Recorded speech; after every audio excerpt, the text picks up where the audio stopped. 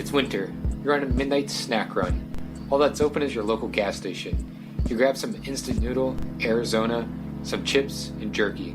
Because tonight, you're out with the homies until the break of dawn. This is Cheap Foods.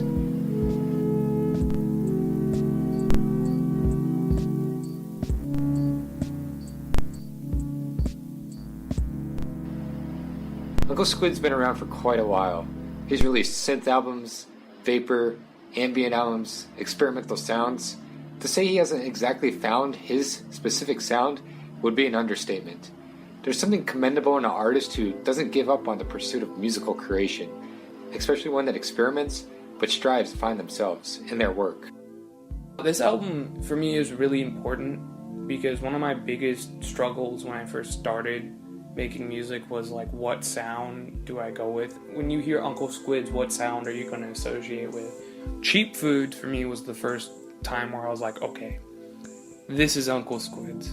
This is what he sounds like. This is the kind of music I'm going to be releasing under this name. In a lot of ways, Cheap Foods is like an Uncle Squidz manifesto.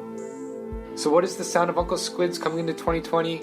Well, with Cheap Foods, we got an intoxicating album full of sounds, lo-fi beats, trippy synths, and experimentation that gives the vibes of instrumental Mac DeMarco. For example, the track Green Tea Redux.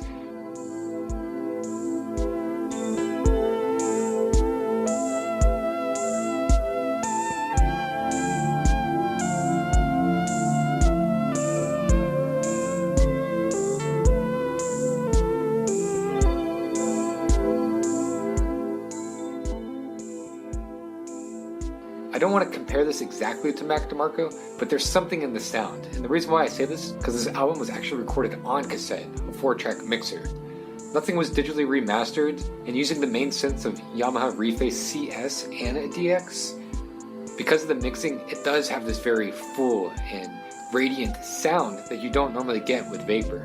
I think this was a great choice artistically, and it definitely shows listening to the album.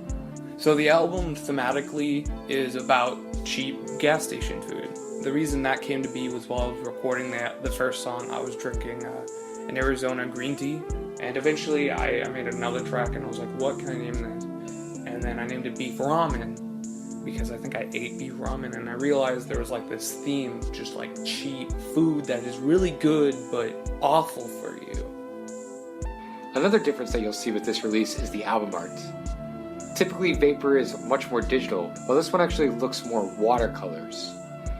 A dude having a smoke, enjoying ramen and Arizona iced tea, which relates back to the tracks on the album, specifically tracks 2 and 4, which overall just gives a great feel of what the album's going to be like without even listening to it. The artist's name is Lily. I'll put a link to her Instagram in the description. Definitely check out her artwork. So, on December 20th, 2019, Cheap Foods was released on Sick Records. And for those that don't know Sick Records, they're known for releasing quite a few monumental releases in the underground hip-hop scene, releasing some of DJ Screw and even dabbing into Vaporwave early on. So when Uncle Squidz pitched the project to them, the album fit like a glove. If you actually remember in my first interview with Uncle Squidz, he talked about how much he admired Sick Records and hoped to one day release with them. When I show people the Uncle Squidz project, I want people to listen to this first. So, you can actually grab this album now on Sick Records. It is available on cassette, it is available on vinyl, it's currently available on digital. To finish off this episode, I'm going to let Green Tea Redux play off. Definitely check out this album, link in the description. Shoutouts to Uncle Squidz for coming out to me and asking if I can make a video about it. I enjoyed this one. I'm Kite080. Shout out to the Patreon guys. Cheers. If you want to just put this at the end, I'd like to shout out Lily who did the art. Stuff's amazing, and then I'd like to shout out Sick Records for giving me this opportunity. Thank you.